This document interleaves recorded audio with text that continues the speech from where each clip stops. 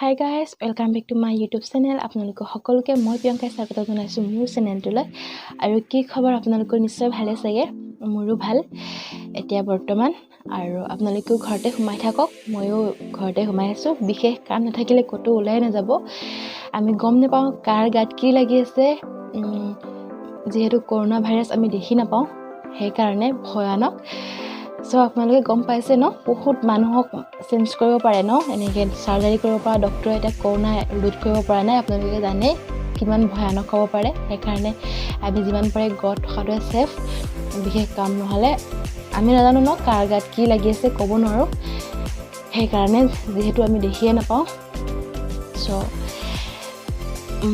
আমাৰ ঘৰটো এনেকুৱাই হৈছিলে মই আজি শ্বেয়াৰ কৰিব ওলাইছো মই শ্বেয়াৰ কৰাৰ একো কাৰণ নাছিলে বাট কিছুমানে চাই এক্সপায়াৰ হয় ন কিছুমানে ভয় লাগি থাকে কি বা হ'ব কি হয় সেইকাৰণে তেওঁলোকৰ কাৰণে মই ভিডিঅ'টো বনাইছোঁ সো মই লোকৰ ভিডিঅ' চাই পিনে বনাইছোঁ মই মোৰ মানে কিবা এটা প্ৰব্লেম হৈ থাকিলে যদি সেইটো বিষয়ে লৈ ভিডিঅ' চাওঁ অলপ মনটো পাতল লাগে ভাল লাগে সেইকাৰণে ময়ো ভাবিলোঁ মই ভিডিঅ' এটা আগবঢ়াওঁ আপোনালোকৰ কাৰণে আমাৰ ঘৰত যি ঘটিছিলে যি হৈছিলে আপোনালোকৰ লগত শ্বেয়াৰ কৰোঁ সো আপোনালোকেও কাৰোবাৰ যদি এনেকুৱা আছে সেফ হৈ থাকিব পাৰিব আৰু আমাৰ ঘৰত আমাৰ দাদাই হৈছিলে আমাৰ কৰোনা পজিটিভ হৈছিলে দাদাই তেওঁ যেহেতু কেৰালাত আছিলে সেইকাৰণে আৰু তেওঁ বিহুৰ দুদিনৰ আগতে তেওঁ ঘৰলৈ আহিলে আৰু তেওঁ ফ্লাইটতে আহিছিলে ফ্লাইটত অহাবিলাককতো চেক কৰে ন ট্ৰেইনতে হওক বা ফ্লাইটতে হওক তেওঁক চেক কৰা হৈছিলে তেতিয়া একো কৰোনা একোৱেই নাছিলে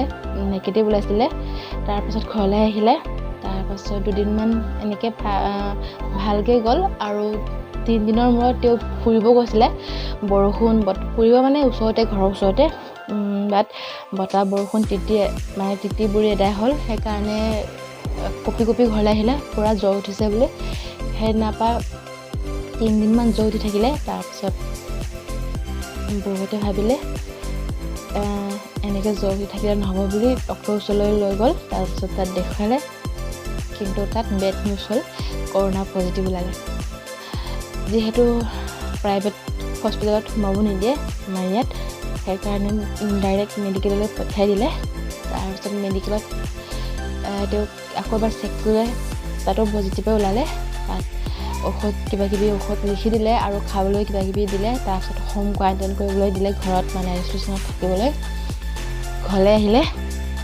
তাৰপাছত এক্সট্ৰাকৈ তেওঁক বেলেগ এটা ৰুমত দি দিয়া হ'ল আমাৰ যিহেতু বাথৰুম লেট্ৰিন এটাই সেইকাৰণে আমাৰ বহুত প্ৰব্লেম হৈছিলে অসুবিধা কিন্তু উপায় নাই মানুহজনক আমি এৰি দিবও নোৱাৰোঁ ন দাদা সেইকাৰণে ঘৰত বেলেগ এটা ৰুমত তেওঁক থ'লে আৰু তাতকৈ ভয়ানক কথা আমাৰ টিকলু অকণমানি পোৱালি আছে ছোৱালী দুজনী এজনী 4 বছৰ সোমাইছে আৰু আমাৰ গুণগুণৈটো এতিয়া 1.5 বছৰ হৈছেহে 1.5 বছৰ চলি আছে সেইকাৰণে বেছি ভয়ানক যিহেতু সৰু ল'ৰা হ'লে বেছিকৈ বিয়পে আৰু এতিয়া যিহেতু সৰু ল'ৰা বা বয়সস্থ বুলিবলৈ নাই এতিয়া যিমান হৈছে মানুহ সেইবোৰ ডেকা বয়সীয়া মানুহবিলাকে হৈছে হ'লেও ন ডেকা বুঢ়া সৰু ল'ৰা বুলিবলৈ নাই নিজে ছেফ হৈ থাকিব লাগিব ছেফ হোৱাটো আমাৰ কাৰণে বেছি প্ৰয়োজন হয় সেইকাৰণে আমি বেছি ভয় খাইছিলোঁ বাট আমাৰ ঘৰতে এতিয়া আছে যেতিয়া আমি কি কৰোঁ উপায় নাইকিয়া হৈ গৈছিলে যিহেতু এটা বাথৰুম এটা লেট্ৰিন আমাৰ যিহেতু তেনেকৈ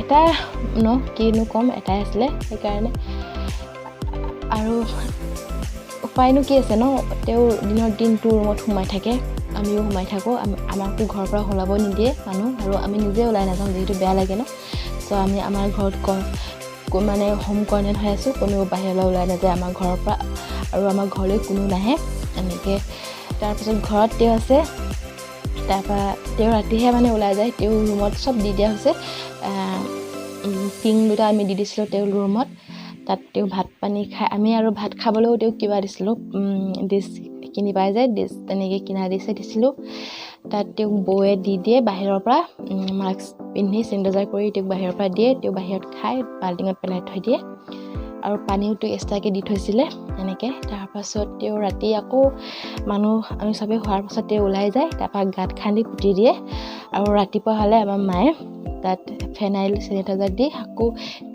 তাত এই জেগাত মানে পূৰা চেনিটাইজাৰ ফেনাইল দি দিয়ে আৰু তেওঁ লেট্ৰিনলৈ যায়। লেট্ৰিনলৈ যোৱাৰ পাছতে মায়ে তেওঁ সোমাই যোৱাৰ পাছত পাছে গৈ পিনি মানে ড্ৰেছ মানে পূৰা কভাৰ কৰি লয় গোটেই গাটো। তাৰপাছত চেনিটাইজাৰ কৰি লয়, মাস্ক চাস্ক চব কভাৰ কৰি পিনি ফেনাইল আৰু চেনিটাইজাৰ তেওঁ য'ত যায় তাত স্প্ৰে কৰেগৈ। তেনেকৈ আমি বহুত দিন কি আৰু 12 দিন এনেকৈ আমি পাৰ কৰিছোঁ সময়। আৰু তেওঁতো যিমান যি হ'লেও মানুহ ন, ৰাতি তেওঁ ওলাই আহি পিনি তেওঁ যিবোৰ খায় ন লেতেৰাবোৰ এনেকৈ পেলাই থ'ব নোৱাৰে। সেইকাৰণে ৰাতি চবেই খোৱাৰ পাছত গাঁত খান্দি তাতে পুতি থৈ দিয়ে। সেনেকৈ আমি দিনবোৰ পাৰ কৰিলোঁ। আমি নিজেই গম নাপালোঁ কেনেকৈ সময়বোৰ গ'ল। ফাৰ্ষ্ট টাইম আমি বহুত বেয়া লাগিছিলে, বাট এনেকৈ আহি আমি ভিডিঅ' চাওঁ, লোকৰ ভিডিঅ' একো নহয় বুলি এনেই ভাল হৈ যাব বুলি ভাবি আমি টেনশ্যন নোহোৱা হৈ থাকিলে। টেনশ্যনটোতো নোহোৱা নহয় ন, বহুত টেনশ্যন, বাট হ'লেও টেনশ্যন কৰি কোনেও আয়ু বঢ়াব নোৱাৰে, বৰঞ্চ কমাবহে। সেইকাৰণে আৰু আমি যদি টেনশ্যনত থাকোঁ ন, বেমাৰীজনে বেছি টেনশ্যন হ'ব। সেইকাৰণে আমি অলপ বেয়া লাগিলেও বেয়া নলগা নিচিনা কৰিব লগা হয় আৰু সাহস দিব লগা হয় ন। যিমান যি হ'লেও সাহস দিব লাগিব আমি, তেতিয়াহে অতি সোনকালে সুস্থ হ'ব। যিহেতু মানুহটো পজিটিভ কৰি ৰাখিব লাগিব, সেইবুলি কৰোণা পজিটিভৰ কথা কোৱা নাই। মানুহটো পজিটিভ হৈ থাকিলে যিকোনো বেমাৰে হওক বা যিকোনো কথাই একো কৰিব নোৱাৰে। সেইকাৰণে আৰু তেওঁক যদি আমি ডাউন দি থকা হ'লে ন, মানুহক একচুৱেলি ভয়টোৱে মানুহক মাৰে। আমি কেতিয়াও ভয় লগোৱাৰ দৰকাৰ নাই, তেওঁক ডাউন দিব দৰকাৰ নাই। যিমান পাৰে আমি সাহস বঢ়াব লাগিব ন, সাহস উঠাই দিব লাগিব।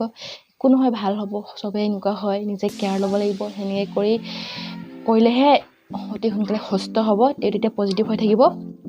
সেইকাৰণে আৰু ভাল কথা শুনাব লাগে ন। আৰু যোনে হৈ আছে তেওঁ নিজে ন ভাল যদি কিতাপ থাকে, কিতাপ পঢ়িব লাগে ন। ফোনত কিবাকিবি ভাল ন সেনেকুৱা চাব লাগে। আৰু যিমান পাৰে ফূৰ্তি থকাটো দৰকাৰ হয়। সেইকাৰণে কিছুমান এনেকৈ কমেডি চাব লাগে ফোনত। আমাৰ দাদাও সেনেকুৱাই কৰি আছিলে। সেইকাৰণে অতি সোনকালে বুলিব লাগিব। আৰু তেওঁ 9 দিনৰ মূৰত গৈছিলে। মানে তেওঁ জ্বৰ একো নাছিলে, মানে চব ভাল হৈ গ'ল। বাট 9 দিনৰ মূৰত গৈছিলে, তেতিয়াও তেওঁ নিগেটিভ পজিটিভ ওলাইছিলে। যিহেতু তেওঁ কাহ খাইছিলে, অকণমান বেছি নাছিলেও। তাৰপিছত ঔষধ খাই ভাল পালে কাহটো। তাৰপিছত 12 দিনৰ মূৰত গ'ল। তাৰপিছত 12 দিনৰ মূৰত আকৌ চেক কৰিলে, তাৰপৰা নিগেটিভ ওলালেগৈ। সেইকাৰণে আপোনালোকলৈ মোৰ এটাই অনুৰোধ, যাতে আপোনালোকে যদি আপোনালোকৰ ফেমিলিত কোনোবা সেনেকুৱা হৈ আছে, আপোনালোকে প্লিজ তেওঁক ডাউন নিদিব। যিমান পাৰে সাহস দিব, প্ৰেৰণা দিব। অতি সোনকালে ভাল হ'ব, নিজকে নিজে কেয়াৰ ল'ব লাগে। চ' সেইটোৱে ক'ব। আৰু যিহেতু কৰোণা পেচেণ্টটো তেতিয়া প্ৰব্লেম নাপায়, যিহেতু আপোনালোকৰ ওচৰত দেখা পাই থাকিব ন, দেখি নাপালেও মাতবোৰ শুনি পাব। আৰু আপোনালোকে যে তেওঁৰ কাৰণে ইমান কেয়াৰ কৰে, ডাউন দিয়া নাই। চ' সেইটো ভাবি তেওঁ মানে পজিটিভ হৈ থাকিব, তেওঁৰ মানে মনটো। কৰোণা পজিটিভৰ কথা কোৱা নাই। চ' মানুহৰ মনটো পজিটিভ হৈ থাকিলে যিকোনো বেমাৰে পটককৈ চান্স নাপায়, সুস্থ হৈ যায়গৈ। চ' সেইকাৰণে যিমান পাৰে তেওঁক কেয়াৰ ল'ব। ওচৰা ওচৰিকৈ নোৱাৰিলেও বাহিৰে কেয়াৰ ল'ব। তেনেকৈ কৰিলে অতি সোনকালে সুস্থ হৈ যাব। আৰু তেনেকৈ আমাৰ দাদাও সুস্থ হ'লগৈ।